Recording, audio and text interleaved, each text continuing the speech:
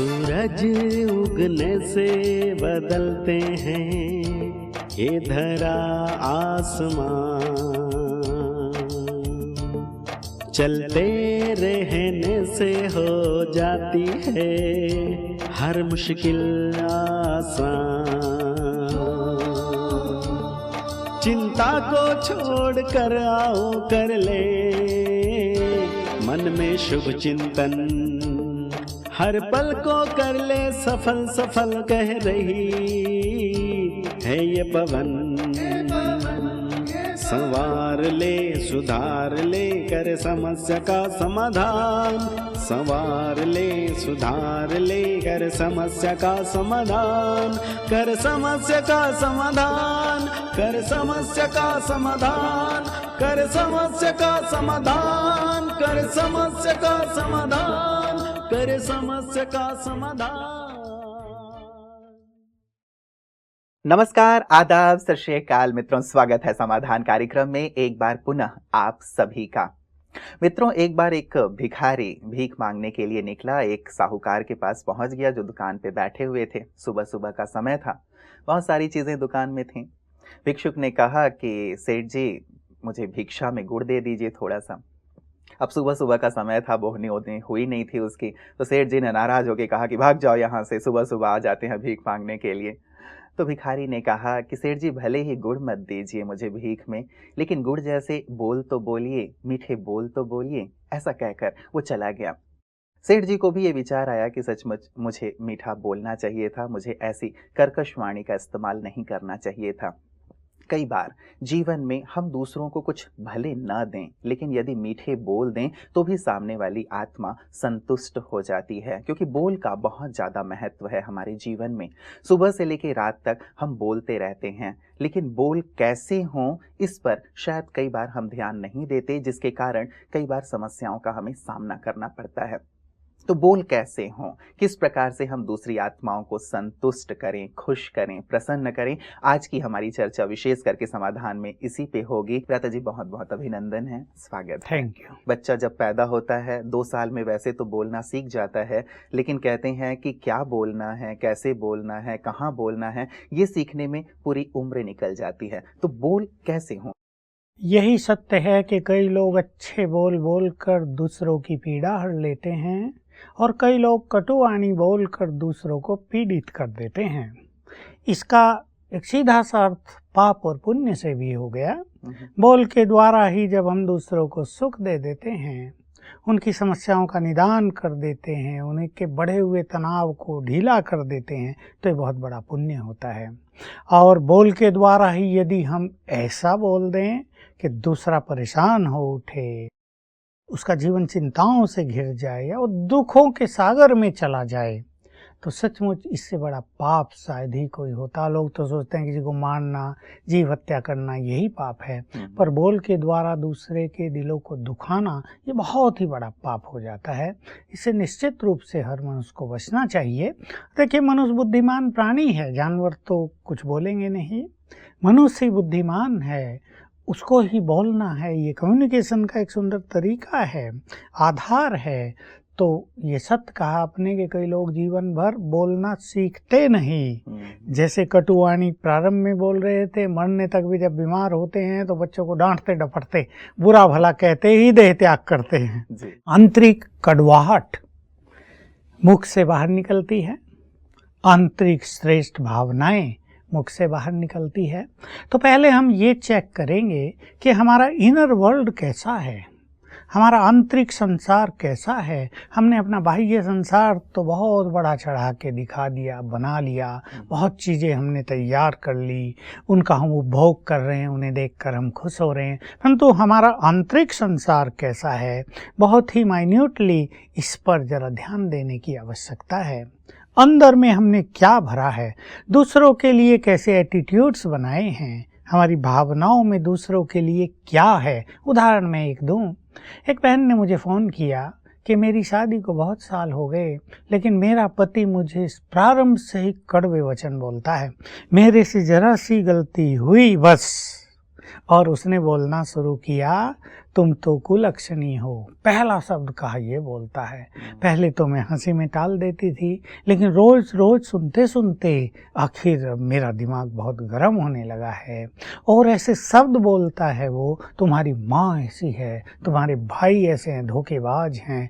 मतलब उसके मुख पर सुंदर वाणी है ही नहीं, जैसे राक्षस निवास करता हो उसकी जिह्वा पर। उसने ऐसा कहा तो कहा मैं क्या करूं, मैं बहुत दुखी हो गई हूँ। अब छोड़ के कहाँ जाऊँ, घर जाऊँ, बच्चे हैं वो भी सुनते हैं और मेरी ओर बड़ी रहम भरी दृष्टि से देखते हैं। मैं सोचा देखो मनुष्य कैसा है, बुद्धिमान प्राणी, और वो ये भी नहीं सोचता कि जो ग्रह लक्ष्मी है, जो तुम्हारी जीवन साथी है, जो बच्चों की माँ है, जिसको सब कुछ करना है, उसको तुम परेशान कर रहे हो।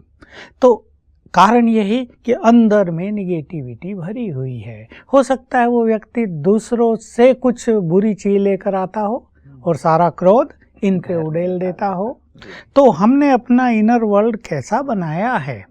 सचमुच अगर हम अपने बोल को चेंज करना चाहते हैं तो हमें अपनी भावनाओं को श्रेष्ठ करना पड़ेगा। मान लीजिए किसी ने किसी के लिए एक अवगुण चित्त पर रख लिया, ये व्यक्ति ऐसा ही है, तो जब भी वो उसको बोलेगा या उसके बारे में बोलेगा, वो जो भावना अंदर भरी वो लक्षण उसके बोल में स्पष्ट झलकते हुए दिखाई देंगे। तो सचमुच हम ये ध्यान रख लें कि जैसा बोल हम दूसरों से सुनना चाहते हैं वैसा ही बोलें भी। अंदर हमारी जो वृत्ति है उसके आधार पे ही हमारे बोल निकलते हैं। लेकिन आज ना तो आंतरिक वृत्तियां हमारी कैसी हैं उस पे मनुष्य का ध्यान है, और ना ही बोल पे। जैसा सामने सिचुएशन आई उसी आधार पे वो बोल देता है, या क्या बोलना है, कैसे बोलना है, जैसे हमने शुरुआत की थी, उसे इस बात का ध्यान ही नहीं है। और ना ही इस प्रकार की ट्रेनिंग कहीं भी दी जा रही है, ना तो हमारे सिलेबस में ये सारी चीज़ें हैं, और ना ही आजकल ये सारी चीज़ें देखने और सुनने में आती हैं। तो व्यक्ति यदि अपने आप को बदलना भी चाहता है या फिर ये अवेयरनेस लाना चाहता है या हम लाना चाहते हैं, क्या विशेष किया जाए इसके लिए? हाँ, ये बहुत करके यही हो रहा है कि जो व्यक्ति दूसरों को बुरा बोल रहा है वो बड़े गर्व का अनुभव कर रहा है कि मैं ही ठीक हूँ, मैं देखा इन्हें सिखा दिया, मैं ऐसा बोलता हूँ, मेरे सामने सभी चुप हो जाते हैं। मैं ये जो बकरियां करती है ना, बकरे, वो अनेक मनुष्य करने लगे हैं। तो इससे सब कुछ खेल बिगड़ गया। और जैसे आपने कहा, इसकी न तो कहीं अवेयरनेस है, बहुत कम टीचिंग्स ऐसी हैं जो कहीं मनुष्य को सुनने को मिलता हो कि तुम्हें अच्छा बोलना चाहिए। और ये देखने में आता है कि ये बोल ही संसार में बहुत सारी टेंशन्स का कारण है। बोल से ही अनेक कोर्ट केसेस हो गए हैं, बोल के कारण झगड़े, एक छोटी सी बात तूफान का रूप ले गई और मर्डर हो गए, बुरी चीजें हो गई, संपत्ति पे झगड़े हो गए और कोर्ट में केस चल रहे, कारावास झेल रहे हैं। पता चलता है केवल बोल।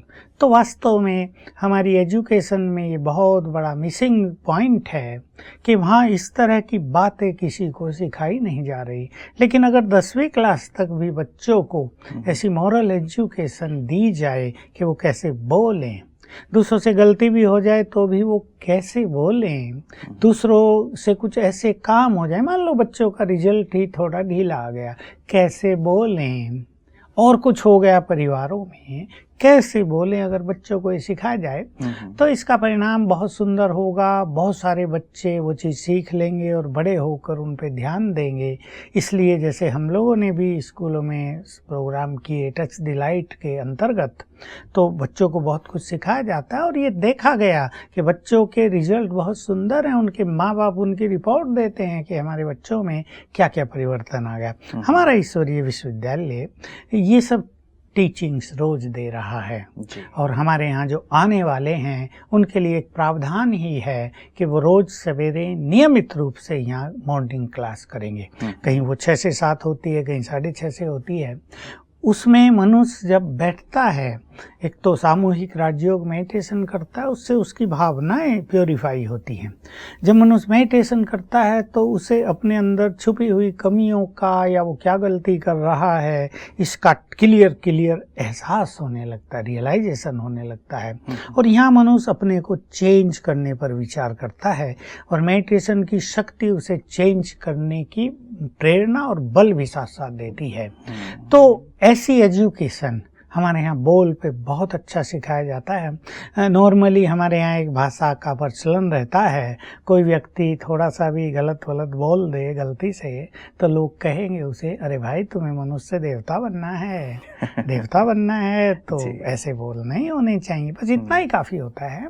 तो अधिकतर देखा जाता है कि लोगों के बोल बहुत अच्छे रहते हैं हमारे संगठनों में। हमारे यहाँ भी देखो हजारों लोग एक साथ रहते हैं, लेकिन बोल की गलती कोई करता है, वो भी धीरे धीरे ठीक हो जाता है। वैसे यहाँ देखने में विशेष करके ये बात आती है व्रता जी कि जिनके साथ भी हम इंटरेक्ट करते हैं, जिनसे भी मुलाकात होती है, बहुत ही मिठास के साथ बोलते हैं, बहुत ही सभ्यता और शालीनता के साथ बोलते हैं। तो लगता है कि यहाँ कोई विशेष ऐसी शायद ट्रेनिंग दी जाती है, और लगता है कि यही ट्रेनिंग स्कूल्स कॉलेजेस में भी यदि दी जाए तो बच्चे बहुत कुछ सीख सकते हैं। तो क्या कुछ विशेष प्रकार की ट्रेनिंग व्रता जी, एक तो मेडिटेशन की आपने बात कही, क्या कोई खास ट्रेनिंग व्यक्तित्व विकास की या वाणी के लिए दी जाती है? ये सब भी बहुत अच्छा दिया जाता है, लेकिन मैं एक जनरल छोटी सी बात कहना चाहूँगा कि ईश्वरीय ज्ञान में हम सभी को 3 चीज़ें विशेष रूप से याद दिलाते हैं, स्मृति दिलाते हैं उनको। ज्ञान में एक बहुत अच्छी हमारी साधना है स्मृति स्वरूप होना। हमें कुछ स्मृतियाँ दिलाई जाती हैं, उसमें 3 पर मैं ध्यान दिलाऊंगा, जिससे मनुष्य का व्यवहार, उसका बोल सब कुछ बदल जाता है। कि तुम आत्मा हो और तुम प्रेम स्वरूप हो, तुम तो पवित्र हो, तो अंदर की भावनाएं भी पवित्र हैं तुम्हारी। तो जैसे जैसे ये अवेयरनेस किसी मनुष्य को आती है कि मैं तो आत्मा प्रेम स्वरूप और पवित्र हूँ, तो ये ईगो की भावना कि मैं ये हूँ, मैं वो हूँ, वो खत्म होने लगती है। इससे हमारे बोल काफ़ी सुधरने लगते हैं। दूसरी चीज़, हम केवल भगवान को याद करना नहीं सिखाते कि भगवान को याद करो, या तो दुनिया में भी लोग जाने अनजाने झूठे मूठे कैसे भी याद करते ही हैं। तुम भगवान के बच्चे हो, इस बात को स्वीकार करो, ये परम सत्य है, अंतिम सत्य है, इसको कोई काट नहीं सकता। तुम भगवान के बच्चे हो, तुम उसे परम पिता कहते हो, तो भगवान के बच्चे कैसे होने चाहिए? जब भगवान बोलता है तो उसके बोल महावाक्य कहलाते हैं, तो तुम उसके बच्चे होने के नाते तुम्हारे बोल कटु तो नहीं हो सकते। तो ये स्मृति कि हम भगवान के बच्चे हैं, हमारे बोल को, हमारे व्यवहार को बहुत बदल देती है। और तीसरी सुंदर स्मृति है जो कहीं नहीं दिलाई गई थी। 4 वेद लोगों ने पढ़ लिए, 6 दर्शन पढ़ लिए, उपनिषद, गीता, रामायण, महाभारत और 18 पुराण, लेकिन कहीं किसी ने ये ज्ञान नहीं दिया कि तुम सतयुग और त्रेता युग में देवता थे, 2 युग देव रूप में तुम रहे हो। बहुत बड़ी स्मृति है। तो तुम्हारे अंदर देवत्व है। लोगों ने यही दिखाया, देवताओं की स्थापना कर लो, पूजा कर दो, फलाने देवता को प्रसन्न कर लो, यज्ञ में इन देवताओं की स्थापना कर दो, उनको भोग लगा दो, प्रसन्न हो जाएंगे वो। केवल इतना। बहुतों को तो ये पता नहीं चला कि भगवान और देवताओं में आखिर अंतर क्या है, तो लोग कंफ्यूज रहे, कौन भगवान है इनमें? ब्रह्मा है, विष्णु है, शंकर है, इंद्र है, सूर्य है, या और ये सब देव माताएं हैं बहुत सारी जिनकी मंदिरों में पूजा होती है, या महादेव है, कौन है आखिर? तो एक बहुत अच्छी स्मृति दिला दी, तुम देव कुल की महान आत्माएं हो, 2 युग तुमने देव स्वरूप में बिताए हैं, वो देवत्व तुम्हारे अंदर है, वो रॉयल्टी तुम्हारे अंदर है, उसे जागृत करो।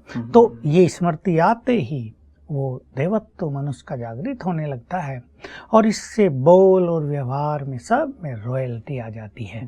तो ये ईश्वरीय ज्ञान जरूर चाहिए। जी, मतलब ये तीनों ही चीजें बहुत ही गहरी लगी व्रता जी कि मैं आत्मा प्रेम स्वरूप हूँ, परमात्मा की संतान हूँ, देवकुल की आत्मा हूँ, बहुत ही गहरी है। और रियली ये न केवल बोल के लिए मुझे लगता है, बल्कि संपूर्ण जीवन ही इससे परिवर्तित हो जाएगा। लेकिन व्रता जी, कई लोग ये कहते हैं कि मेरा जो बोल है वो ऐसा ही है। आपने जैसे भावनाओं की बात कही कि भावनाओं को ठीक करें तो बोल ठीक हो जाएंगे, लेकिन कहते हैं लोग कि मेरी भावनाएं तो ठीक हैं, लेकिन मेरी जो वाणी है, मेरे जो बोल हैं वो ऐसे ही हैं, तेज हैं। तो ये क्या तर्क सम्मत है कि भावनाएं तो अच्छी हैं लेकिन वाणी ऐसी है? क्या इसमें भी सुधार किया जा सकता है? कभी कभी ऐसा होता है कि किसी व्यक्ति को बोलने का संस्कार बन जाता है, जैसे वो मजाक में कुछ बोलेगा किसी को, या वो ज्यादा बोलेगा, या वो थोड़ा अपना शो ऑफ करेगा, तो ये संस्कार बन जाता है।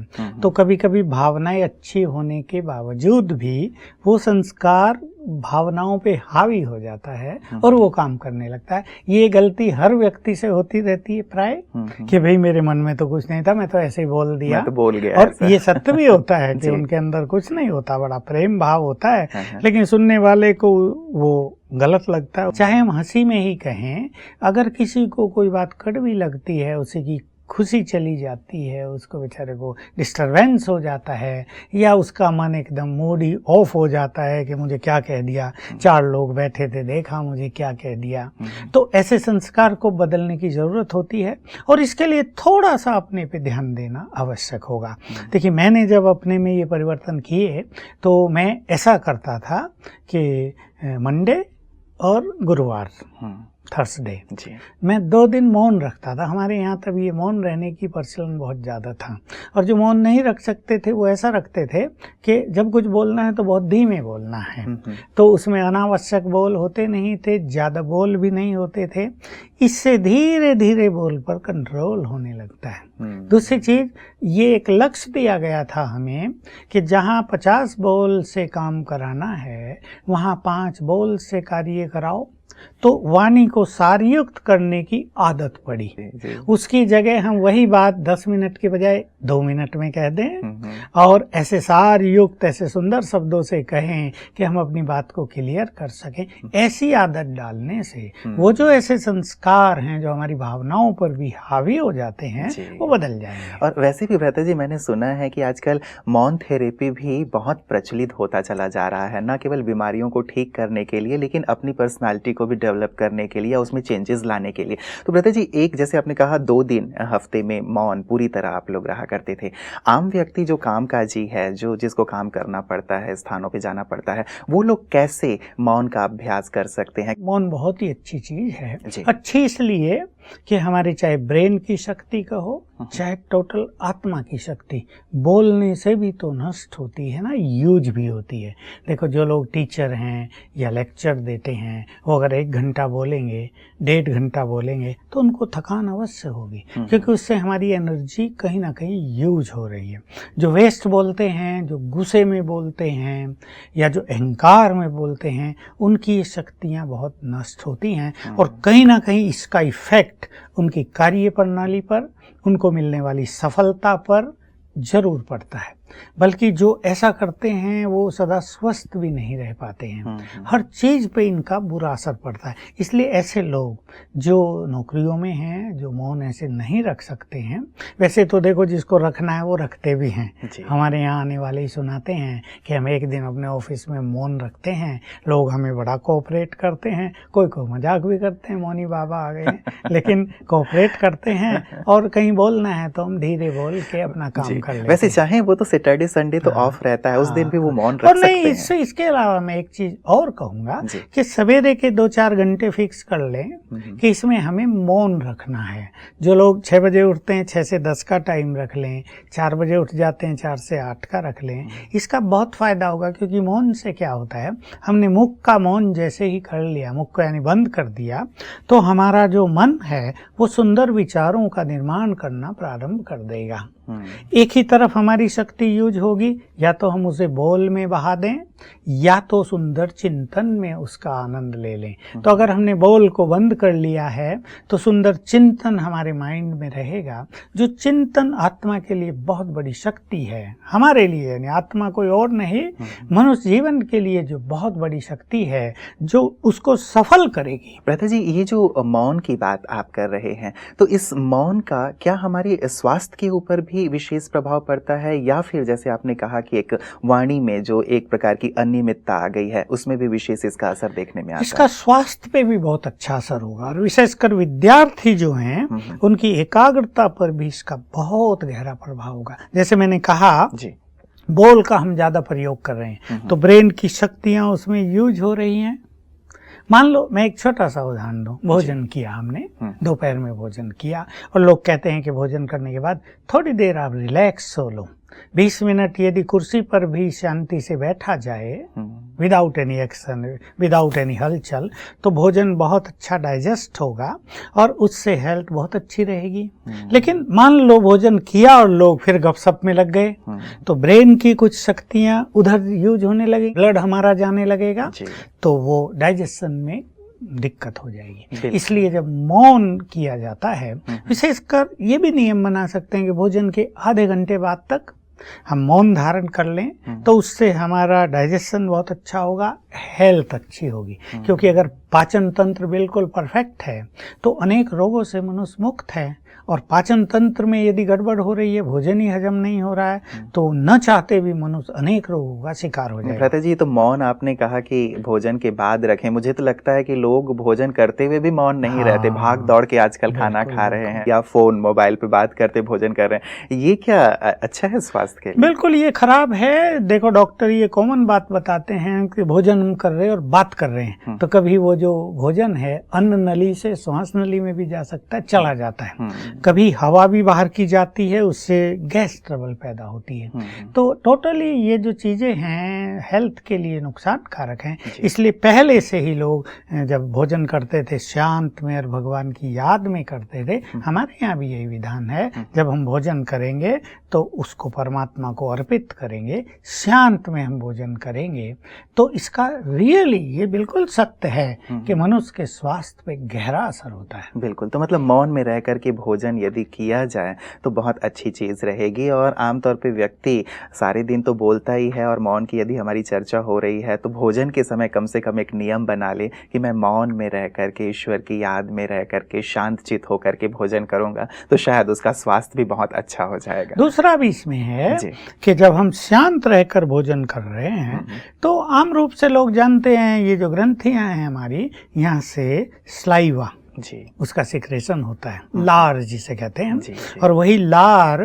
भोजन को हजम करने में मुख्य भूमिका निभाती है। इसलिए जो लोग जल्दी जल्दी खा रहे हैं, बातचीत करके खा रहे हैं, उनका स्लाइवा सिक्रेशन उसका हो ही नहीं रहा, बहुत कम हो रहा है। इसका भी डाइजेशन पर बुरा असर पड़ेगा। और जो शांत होके बहुत प्रसन्न मन से भगवान को धन्यवाद देते हुए, प्रकृति को धन्यवाद देते हुए, ये सब तरीके हैं मन को खुश करने के, तो लार का सिक्रेशन भी बहुत अच्छा होगा और हाजमा परफेक्ट होगा। बिल्कुल। भ्राता जी, कई लोगों की आजकल हम लोग राजनीति में भी सुनते हैं, कहते हैं कि जुबान फिसल गई, और ये जुबान जब फिसल जाती है तो बहुत बड़ी बड़ी घटनाएं, दुर्घटनाएं हो जाती हैं, बड़े आक्रमण होने लगते हैं, तो वो भी बड़े परेशान होते हैं। बाद में फिर से उन्हें एक बयान देना पड़ता है कि नहीं जी ऐसी बात नहीं थी, ये मीडिया वालों ने तोड़ मरोड़ के पेश कर दिया, दोष मीडिया वालों को दे देते हैं। तो ये जुबान फिसलने से भी लोग बहुत ज्यादा परेशान हैं, कैसे इसे फिसलने से बचाया जा सकता है? जुबा क्या फिसलती है, अंदर की भावनाएं उस तरह की होते हैं, अंदर में क्रोध भरा होता है,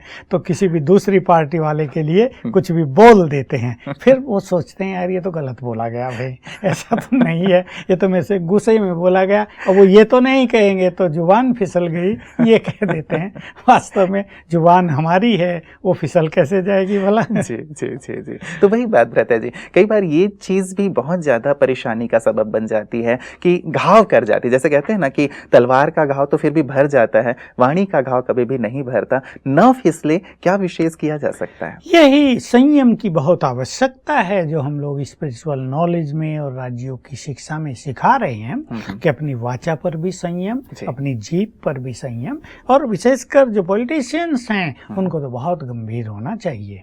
जो पॉलिटिशियन, जो नेता गंभीर नहीं है, उसको न तो लोग समझदार मानेंगे और न उसकी ओर कोई आकर्षित होंगे। नेता वो सुने सब की, संभाले सुनाए बहुत कम। जी, यही सच्चे नेता की पहचान होती है। लोग कुछ कुछ कहेंगे लेकिन वो तुरंत रिएक्ट करके कुछ भी बोल दे किसी के लिए, ये बिल्कुल गलत होता है, क्योंकि वो भी एक उनकी फैमिली होती है ना वहाँ, चाहे कोई किसी भी पार्टी का हो, मान लो MP हैं, अभी किसी पार्टी का हो, कैसा व्यक्ति हो, है तो वो एक फैमिली हो गई ना। वो उस पार्लियामेंट को तो अब लोगों ने मंदिर कह दिया, उस मंदिर में वो सब इकट्ठे बैठते हैं, तो वहाँ एक दूसरे के लिए सम्मान होना ही चाहिए। तो विशेष रूप से क्रोध की भावना को समाप्त करके सम्मान की भावना जब हम अपने अंदर लाते हैं, जी। तो अगर हमें बोलना भी है, दूसरे की गलती है भी, तो हम सुंदर शब्दों का प्रयोग करते हैं ताकि हमारी शालीनता भी बनी रहे और हम अपनी बात भी कह दें। जी, ये बहुत महत्वपूर्ण चीज़ है व्रता जी। मैं चाहूँगा कि कल भी हम इस चर्चा को जारी रखें आपके साथ कि हमारे बोल कैसे नहीं होने चाहिए और कैसे होने चाहिए, क्योंकि बहुत ही महत्वपूर्ण चीज़ है ये। जैसे कि हमने अब सारी चर्चा में देखा कि किसी को घाव ना हो जाए, बल्कि फूल बरसें तो वास्तव में हमारी भी प्रसिद्धि होगी और साथ ही सभ्यता और शालीनता का तो हमें ध्यान रखना ही चाहिए। आज के सुंदर प्रकाश के लिए व्रता जी आपका बहुत बहुत शुक्रिया। मित्रों, वास्तव में वाणी के लिए कहा जाता है कि बोल आपको तख्त भी दिलाता है तो बोल आपको तख्ते पे भी चढ़ा सकता है।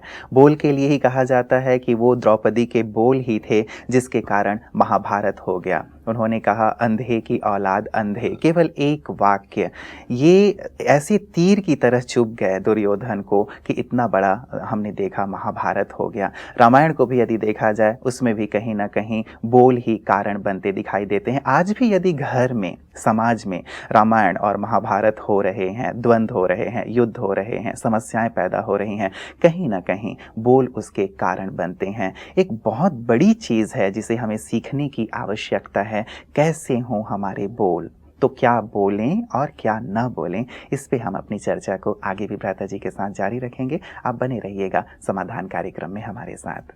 नमस्कार।